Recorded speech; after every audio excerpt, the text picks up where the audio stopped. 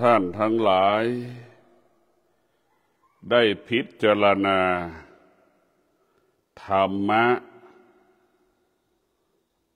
เป็นของวิเศษ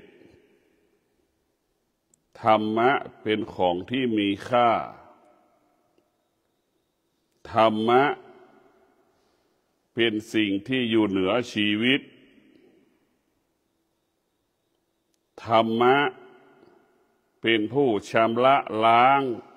กายวาจาใจให้สะอาดให้บริสุทธิ์ให้หมดจดให้ผ่องใสธรรมะเปรียบเสมือนสบู่เพื่อชำระเหื่อใครที่เราถูล้างร่างกายเราธรรมะเปรียบเสมือนผงซักผ้าที่เราเอาผงซักผ้าไปชำระไปล้างซักผ้าที่มันเปื้อนด้วยเหื่อใคร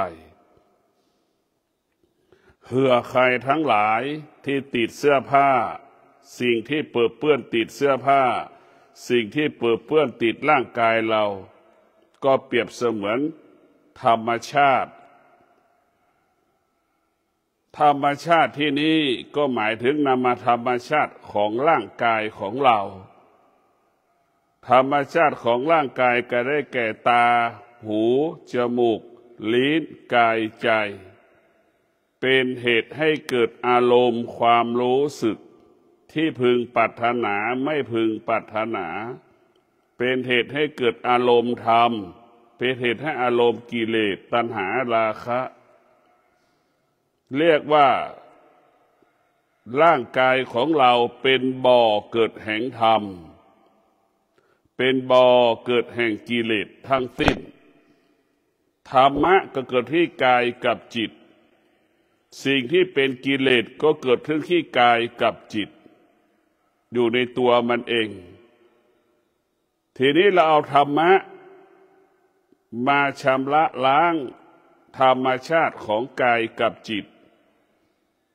ตาหูจมูกลิ้นกายใจของเราเนี่ยมันเป็นบ่อเกิดแห่งความคิดความคิดพัฒนามาเป็นอารมณ์ประกอบไปด้วยความโลภความโกรธความหลงอารมณ์เหล่านี้ความเกลียดความชังเกิดขึ้นจึงทำให้เรานั้นเป็นทุกข์จึงทำให้เรานั้นกังวลใจจึงทำให้เราอยู่ไม่เป็นสุขไม่สนุกไม่สุขกังวลใจอยู่ตลอดเวลาธรรมชาติอารมณ์ของตาก็จะไปปรุงแต่งที่ตาเห็นรูปคิดเองเองสารพัดความคิดนั้นชอบก็เกิดอาการไม่ชอบก็เกิดอาการทางตาก็ดีทางหูก็ดีทางจมูกทางลิ้นทางกายทางจิตก็เป็นเช่นนี้เสมอเหมือนกันหมดเมื่อเรารู้สิ่งที่ก่อการกำเนิดอารมณ์ที่ไม่ดีได้แก่ความโลภความโกรธความหลงได้แก่อารมณ์ที่บ่อนทำลายจิตใจเราบ่อนทำลายชีวิตบ่อนทำลายอนาคตของเราก็คือตาหูจมูกลิ้นกายใจของเรามันเป็นอารมณ์ที่ทำลายมันไม่เป็นอารมณ์ที่สร้างสรรค์มันเป็นบ่อเกิดแห่งอารมณ์เหล่านี้มันก็เป็นแค่เกิดขึ้นขนาดหนึ่งเวลาหนึ่งดังกลิ่นดอกไม้ที่ส่งผลจากกลิ่นที่อยู่กับต้นมากระทบจมูกหรือกลิ่นของเน่าของเหม็นที่มันโชยตามกระแสลมมากระทบกับจมูกเราเนี่ยมันเกิดขึ้นขนาดหนึ่งเวลาหนึ่งอารมณ์ของเราถ้าเราขาดสติเราก็จะไปติดในอารมณ์ถ้าเราขาดสติเราก็ไปยึดติดในอารมณ์ถ้าเราขาดสติเราก็ไปหลงในอารมณ์เราจะออกไม่ได้อารมณ์ของกิเลส ความโลภความโกรธความหลงความเกลียดความชังมันเปรียบเสมือนกาวที่ดักหนูเราไปติดไปหลงในอารมณ์เราก็ไม่แตกต่างจากหนูติดกาวออกไม่ได้ทุกวันนี้ติดในอารมณ์ชอบใจก็ติดในอารมณ์ไม่ชอบใจก็ติดในอารมณ์มันเป็นการติดไอ้ตัวติดก็คือเราไม่รู้เมื่อเราไม่รู้เราจะติดแบบนี้เหมือนแมลงวันติดกาวเหมือนหนูติดกาวเหมือนควายงัวที่ถูกขังไว้เหมือนช้างที่ถูกล่ามโซ่ไว้จะเป็นแบบนั้นอย่างนั้นชีวิตของเราจิตใจของเราก็เหมือนงัวเหมือนควายที่ถูกอารมณ์มันขังเราออกไม่ได้อารมณ์เหล่านี้เป็นอารมณ์ที่มันมืดเหมือนเราอยู่ที่มืดมองไม่เห็นกลางคืนมองไม่เห็นช่องทางที่จะเดินเราไม่เห็นเส้นทางแล้วเราจะเดินออกจากความทุกข์นั้นได้จากอารมณ์นั้นได้อารมณ์นี่ก็เหมือนคุกชนิดหนึ่งอารมณ์เราก็เหมือนคอกควายอารมณ์เราก็เหมือนเชือกเหล็กที่ผูกเท้าช้างล่ามโซ่เป็นอย่างนั้นแหละเพราะฉะนั้นพวกเราทั้งหลายต้องมีสติอารมณ์เหล่านี้มันก็เกิดมาพร้อมกับเราเกิดแล้วมันก็เป็นธรรมชาติของมันเป็นปกติของมันเมื่อเรารู้ว่าธรรมะอยู่เหนือธรรมชาติธรรมะเป็นผู้ควบคุมธรรมชาติเราก็มีสติที่จะศึกษาเรียนรู้เอาธรรมะไปแก้ธรรมชาติไปปรับปรุงเปลี่ยนแปลงธรรมชาติให้เราเห็นความจริงของธรรมชาติตาหูจมูกลิ้นกายใจที่มันไปหลงมันไปหลงหมดตาเห็นรูปตาก็หลงหูได้ยินเสียงของหูก็หลงมันหลงหมดเลยเนี่ยสิ่งเหล่านี้มันเป็นหลงหมดจมูกสัมผัสกับกลิ่นก็หลงอีกทุกอย่างตาหูจมูกลิ้นกายใจล่ะมันเป็นผู้หลงมากกว่าเป็นผู้ที่สร้างสรรค์โดยเฉพาะผู้ที่ปฏิบัติธรรมจำเป็นต้องปลดเปลื้องความหลงที่ออกไปจากตาหูจมูกลิ้นกายใจผู้ปฏิบัติธรรมมีความจำเป็นจะต้องระงับยุติความโลภความโกรธความหลงความเกลียดความชังตัณหาราคะออกไปจากตาหูจมูกลิ้นกายใจของเราจะต้องปลุกสิ่งเหล่านี้มันเป็นเชื้อโรคสิ่งเหล่านี้เป็นเครื่องกีดขวางกั้นในการปฏิบัติธรรมของเรามันเป็นอุปสรรคปัญหาในการปฏิบัติหน้าที่ของเราไอ้ตัวหลงนี่เป็นตัวสำคัญที่สุดหลงนี่น่ากลัวมันทำให้เราไปไหนไม่ได้ไปได้ก็รีบกลับมันไปไหนไม่ได้มันไม่ได้พัฒนามันอยู่ที่เดิมเหมือนหนูติดกาวเหมือนงัวควายถูกขังคอกมันขังเราอย่างนั้นแหละพวกเราทั้งหลายตัวหลงเป็นสิ่งที่น่ากลัวหลงเพราะอวิชชาได้ปกปิดมันปกปิดความจริงให้เรารู้เห็นความไม่เป็นจริงมันจึงทำให้เราเป็นทุกข์ตลอดเวลามันจึงทำให้เราเป็นทุกข์ตลอดเวลาในท่านทั้งหลายต้องมีสติรู้เราต้องมีสติรู้เมื่อเรามีสติรู้เราก็จะอยู่เหนือสิ่งที่ตามันรับรู้ในรูปหูมันรับรู้ในเสียงจมูกรับรู้ในกลิ่นลิ้นมันรับรู้ในรสชาติต่างๆกายมันรับรู้ของแข็งของร้อนของหนาวของเย็นจิตมันสัมผัสรู้สึกเนี่ยเราจะต้องมีสติรู้อยู่เหนือรู้เราจะเป็นต้องมีสติเมื่อเรามีสติรู้เราจะไม่หลง ในสิ่งที่เรารู้ทั้งหมดเมื่อเรามีสติรู้แล้วเราก็ละสิ่งที่เรารู้เมื่อเรามีสติรู้เราไม่ไปตามรู้จิตมันก็ว่างจิตมันก็สบายกายก็สบายนี่คำว่าสบายกายสบายใจก็หมายถึงว่าเราไม่ยึดติดที่ตาเห็นรูปหูสัมผัสกับเสียงลิ้นสัมผัสกับรสชาติอาหารจมูกสัมผัสกับกลิ่นกายสัมผัสกับของแข็งของร้อนของแข็งของอ่อนจิตสัมผัสสารพัดความรู้สึกที่เราสัมผัสเราไม่ยึดติดมันเนี่ยมันก็คำว่าสบายกายสบายใจมันก็เกิดขึ้นเหมือนเราเดินทางเรามีบัตร ATM นั่นแหละเราไม่ต้องกังวลใจเพราะ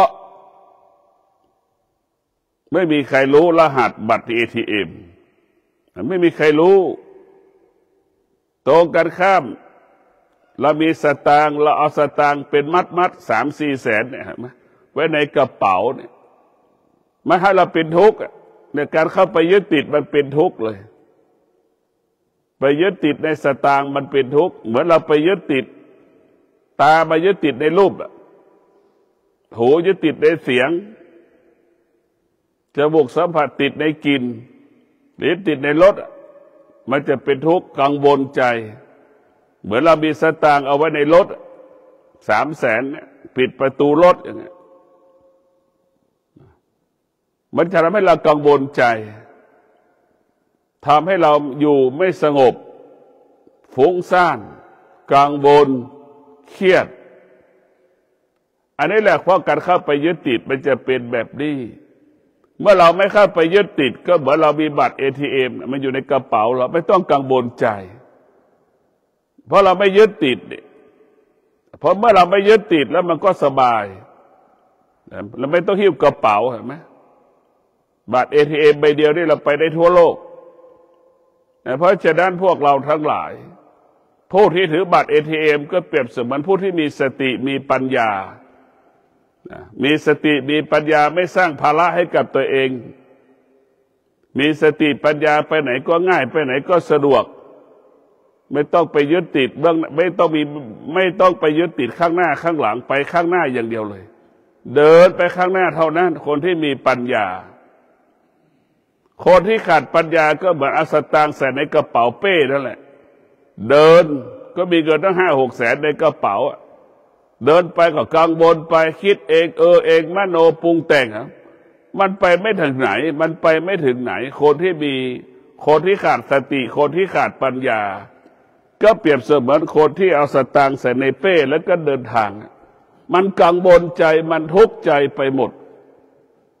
กังวลใจทุกข์ใจไปหมดเพราะมันขาดสติขาดปัญญาเหมือนจึงนำมาซึ่งความทุกข์ความทรมานความลำบากกายความลำบากใจกินก็ไม่สนุกกินก็ไม่สนุกนอนก็ไม่สนุกกินก็ไม่มีความสุขนอนก็ไม่มีความสุขเพราะวิตกกังวล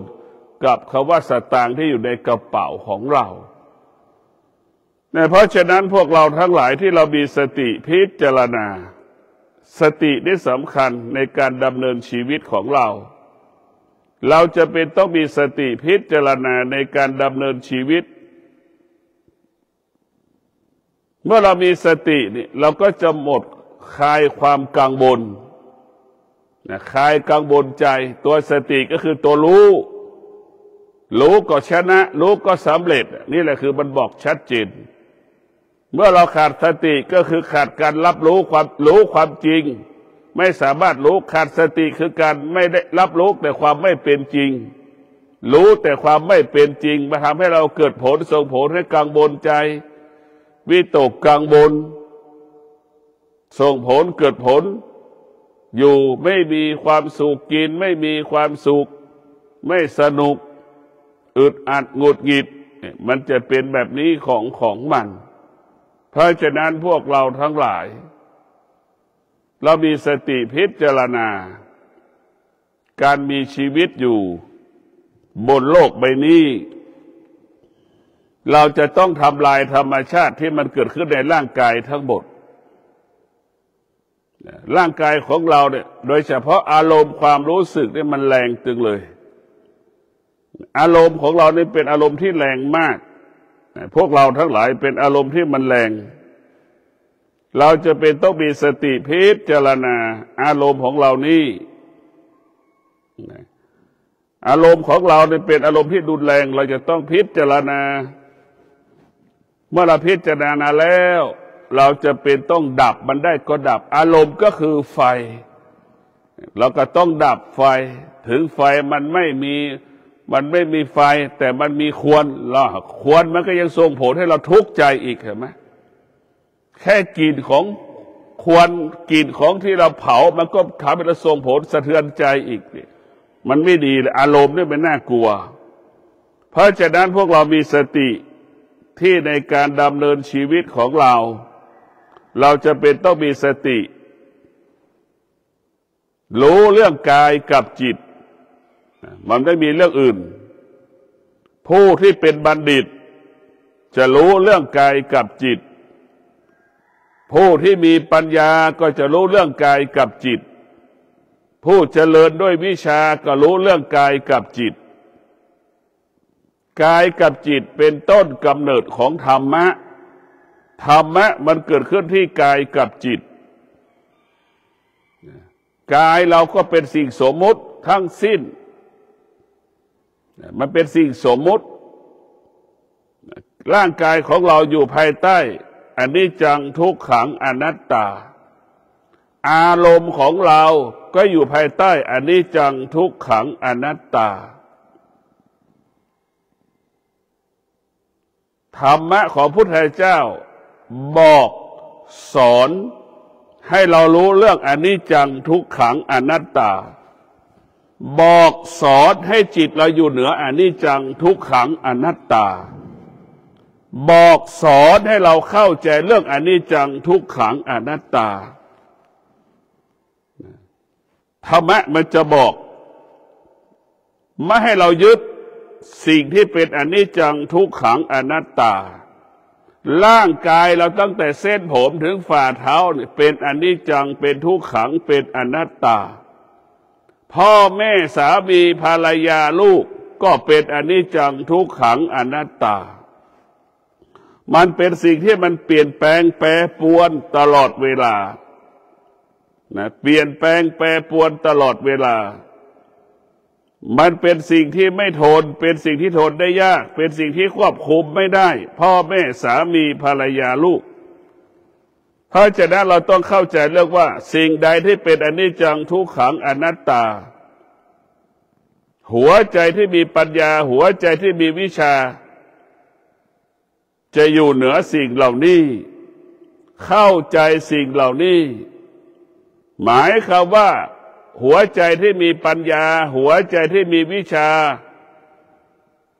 ตาเห็นรูปก็ไม่มีค่าไม่มีความหมายหูสัมผัสกับเสียงก็ไม่มีค่าไม่มีความหมายจมูกสัมผัสกับกลิ่นก็ไม่มีค่าไม่มีความหมาย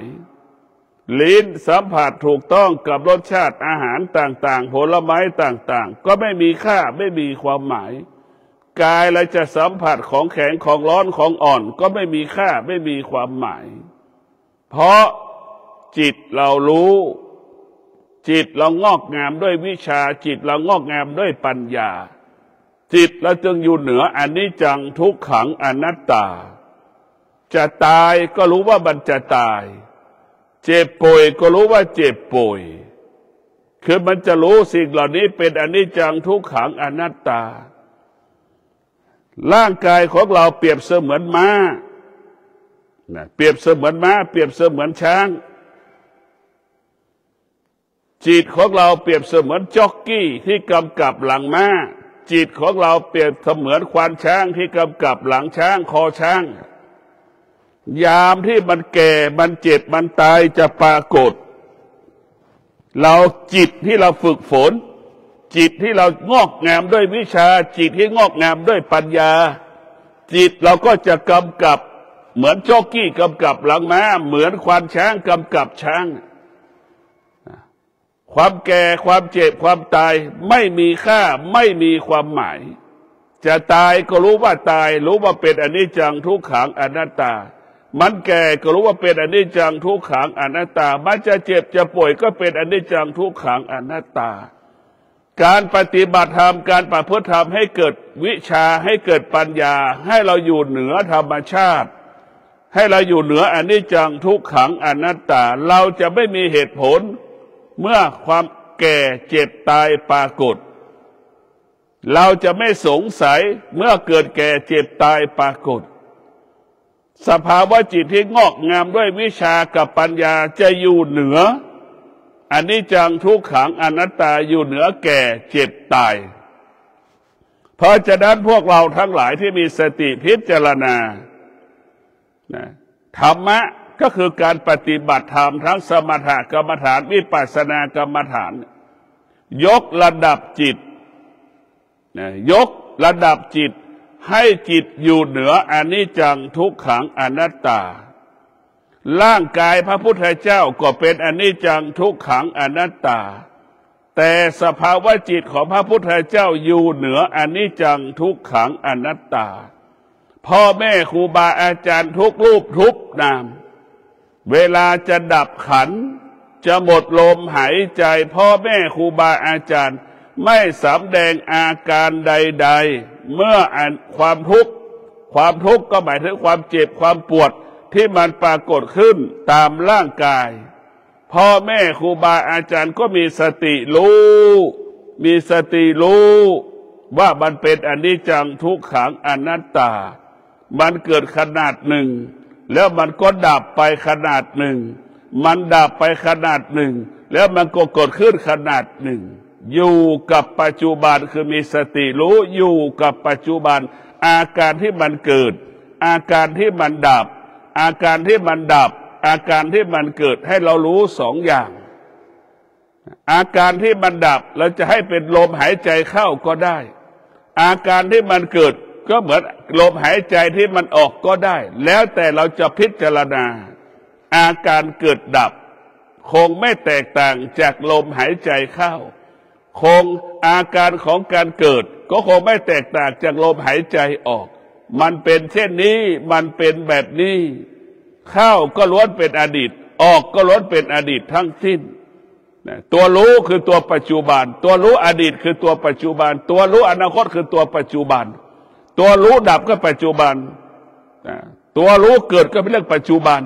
นี่แหละสติรู้อยู่เหนือปัจจุบันทั้งสิ้นเข้าก็เป็นอดีตออกก็เป็นอดีตพวกเราทั้งหลายที่มีสติพิจารณาธรรมะของพุทธเจ้าเนี่ยมันไม่ใช่เรื่องยากแต่เราเข้าใจว่ามันเป็นเรื่องยากเพราะเราเอาจิตไปออกนอกกายที่แท้จริงแล้วธรรมะอยู่ที่กายของเราผู้ที่มีสติประกอบด้วยวิชาประกอบด้วยปัญญาความตายไม่มีค่าไม่มีความหมายใดๆสิ่งที่มีค่าสิ่งที่มีความหมายสำหรับผู้ที่มีวิชากับปัญญาขนาดที่ปกติจะดำเนินชีวิตมีสติดำรงตนด้วยศีลสมาธิปัญญาเนี่ยผู้ที่มีวิชาผู้ที่มีปัญญาดำรงตนด้วยศีลสมาธิปัญญาบุคคลที่ดำรงตนด้วยศีลสมาธิปัญญาเกิดผลส่งผลเป็นที่ยอมรับของเหล่ามนุษย์และเทวดาวิญญาณทั้งหลายก็ยอมรับบุคคลที่ดำรงตนด้วยศีลสมาธิปัญญานี่เกิดผลส่งผลเป็นที่ยอมรับของเหล่ามนุษย์และเทวดาและวิญญาณทั้งหลายวิญญาณทั้งหลายเทวดาทั้งหลายมนุษย์ทั้งหลายเปรียบเสมือนพ่อแม่สามีภรรยาลูกบุคคลในบ้านดำรงตนด้วยศีลคนในบ้าน เห็นไหมยอมรับบุคคลที่ดำรงด้วยศีล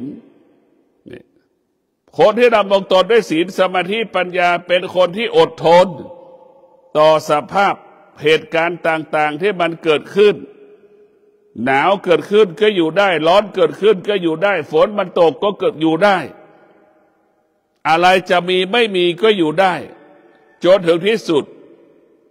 บุคคลที่ดำรงตนด้วยศีลสมาธิปัญญาเป็นคนที่อยู่เหนือคนนะเป็นคนที่อยู่เหนือคนดังคำว่าศีลสมาธิปัญญาเปลี่ยนแปลงคนที่ปกติให้ปกติยิ่งขึ้นไปดังเช่นเจ้าชายสิทธัตถะวันนั้นในอดีตดำรงตนเป็นเจ้าชายสิทธัตถะเจ้าชายสิทธัตถะก็เป็นมนุษย์แต่เจ้าชายสิทธัตถะดำรงตนด้วยศีลสมาธิปัญญายามที่ออกบวชเป็นนักบวชเป็นที่ยอมรับของคนทุกคนจนศีลสมาธิปัญญาเปลี่ยนแปลงฐานะเจ้าชายสิทธัตถะเปลี่ยนแปลงฐานะนักบวชเจ้าชายสิทธัตถะจนถึงที่สุดเปลี่ยนแปลงฐานะนักบวชเป็นศาสดาเอกของโลกเห็นไหมนี่แหละศีลสมาธิปัญญาเปลี่ยนแปลงสิ่งที่มันปกติให้มันปกติยิ่งขึ้นไปอานุภาพของธรรมะมันมีพลังและมันมีอานุภาพจนถึงที่สุดมนุษย์ทั้งหลายยอมรับเทวดาทั้งหลายยอมรับวิญญาณทั้งหลายก็ยอมรับเหมือนสามีภรรยาพ่อแม่ลูกดำรงตนด้วยศีลเป็นที่ยอมรับซึ่งกันและกันเมื่อยอมรับมันก็กายวาจาใจก็สงบจิตก็มีความสุขคือเป็นหลักของมันเพราะฉะนั้นพวกเราทั้งหลายผู้ที่มีสติขณะที่มีชีวิตอยู่นี่จะอยู่กับความเป็นจริงของธรรมชาติและอยู่เหนือความจริงของธรรมชาติมีสองระดับธรรมชาติมันเปลี่ยนแปลงอย่างนี้เราจะไม่ยึดติดในสิ่งที่มันเปลี่ยนแปลงสุขเกิดก็เปลี่ยนแปลงทุกข์เกิดก็เปลี่ยนแปลงอย่างนี้แต่ผู้ที่ฝึกสติผู้ที่มีธรรมะผู้มีสติมีวิชามีปัญญาจะไม่อยู่จะอยู่เหนือการเปลี่ยนแปลงไม่อยู่ภายใต้การเปลี่ยนแปลงอยู่เหนือการเปลี่ยนแปลงเพราะฉะนั้นพวกที่ฝึกจิตกับผู้ที่ไม่ได้ฝึกจิตย่อมแตกต่างหัวใจที่มีวิชาหัวใจที่มีปัญญาเนี่ยจะเห็นความตายเป็นตำราเห็นความตายเป็นตำราเรียนชั้นหนึ่งของโลกความตายเปรียบเสมือนตำราเรียนบัณฑิตทั้งหลายพิจารณาความตายเป็นตำราที่เราจะศึกษาเรียนรู้เกิดก็เป็นทุกข์แก่ก็เป็นทุกข์เจ็บก็เป็นทุกข์ตายก็เป็นทุกข์นี่แหละบัณฑิตทั้งหลายที่มีจิตงอกงามด้วยวิชาปัญญาจึงพิจารณาความตายเป็นตำราจึงเอาความตายเปรียบเสมือนดอกไม้เอาความตายเปรียบเสมือนอาหารเอาความตายเปรียบเสมือนอาภรณ์เอาความตายเปรียบเสมือนพาหนะเอาความตายมาเป็นแสงสว่างบัณฑิตจะพิจารณาความตายเนี่ยหัวใจที่มีวิชาหัวใจที่มีปัญญาจึงเห็นความตายแตกต่างจากบุคคลอื่นๆของโลกคนทั้งโลกกลัวตายไม่อยากรู้เรื่องความตายหลบหลีกความตายไม่อยากตายเห็นไหมไม่มีในโลกเพราะถ้าความตายเป็นความจริงของโลกหัวใจของผู้ที่มีวิชาหัวใจผู้ที่มีปัญญาจึงได้พิจารณาเรื่องความตายความตายไม่สามารถทำให้ดวงจิตผู้ที่มีปัญญาสะเทือนและหวั่นไหวได้สะเทือนและหวั่นไหวได้ดวงจิตของผู้ที่มีปัญญาดวงจิตของผู้มีวิชาจึงอยู่เหนือความตายเพราะฉะนั้นพวกเราทั้งหลายการฝึกจิตของเรานั้นเมื่อจะให้อยู่เหนือกรรม เราฝึกจิตเราจะไม่ให้มีกรรมไม่ให้มีความโลภความโกรธความหลงเมื่อเรามีสติเราจะไม่มีกรรมใหม่ก็ไม่สร้างกรรมเก่าก็ไม่เกิดกรรมเก่ากรรมใหม่ก็ไม่มีแล้วเพราะเป็นเรื่องอดีตมีสติกรรมใหม่ก็ไม่สร้างกรรมเก่าก็ไม่เกิดเมื่อเรามีสติร่างกายของเราก็แข็งแรงสมบูรณ์ถ้าเราขาดสติร่างกายเราก็จะเจ็บป่วยก่อนเวลากำหนดมันจะเป็นเช่นนี้ของมันคนที่มีสติจะเป็นคนไม่เห็นแก่ตัวคนที่มีสติจะเป็นคนที่มองตัวเองเป็นหลัก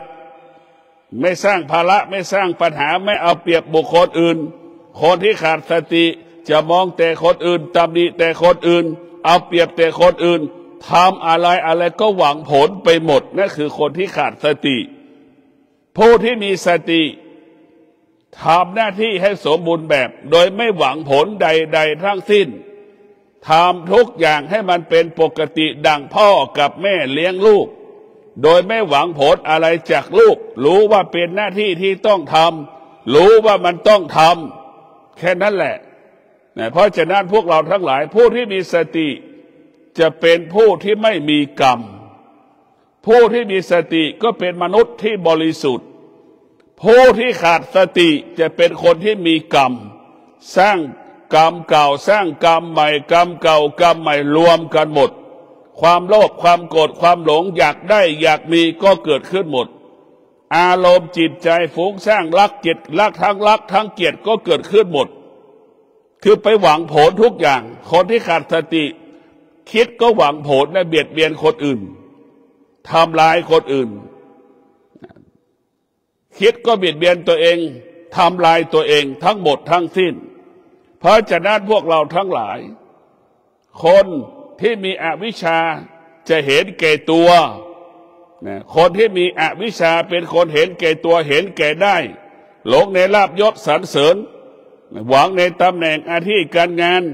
กินเที่ยวเล่นไม่จบไม่สิ้นคนที่มีอวิชชาจะหลงทางหลงผิดตรงกันข้ามคนที่มีวิชาไม่หลงตนเองไม่หลงบุคคลอื่นเข้าใจตนเองเข้าใจคนอื่นว่ามันเป็นปกติดังดอกบัวสีเหลาว่ามันเป็นเช่นนี้เป็นแบบนี้มันจะเข้าใจแบบนี้ขอให้ท่านทั้งหลายมีสติอยู่เหนืออนิจจังทุกขังอนัตตามีสติเราจะไม่ยึดติดสิ่งที่เป็นอนิจจังทุกขังอนัตตาอนิจจังอทุกขังอนัตตาเราเข้าไปยึดติดก็คงไม่แตกต่างหนูติดกาวแมลงวันติดกาวเหมือนงัวควายถูกขังคอกเหมือนช้างถูกล่ามโซ่เราจะติดแบบนั้นทุกทรมานลำบากจิตเราจะไม่อิสระเหมือนหนูติดกาวเหมือนแมลงวันติดกาวเหมือนงัวถูกขังคอกเหมือนช้างถูกล่ามโซ่เราจะไม่อิสระเมื่อเรามีสติมีวิชามีปัญญาจิตเราจะอิสระเหมือนหนูไม่ติดกาวเหมือนแม่ละวันไม่ติดกาวเหมือนงัวควายออกจากคอกไม่ติดอยู่ไม่ได้อยู่ในคอกไม่ถูกที่ขังงัวควายอิสระอยู่ในป่าในเขานั่นแหละเรามีสติรู้ขอความสุขสวัสดีจงเกิดกับท่านทั้งหลายขอให้ท่านทั้งหลายมีสติรู้มีสติรู้กายวาจาใจปกติตลอดการขอเจริญพร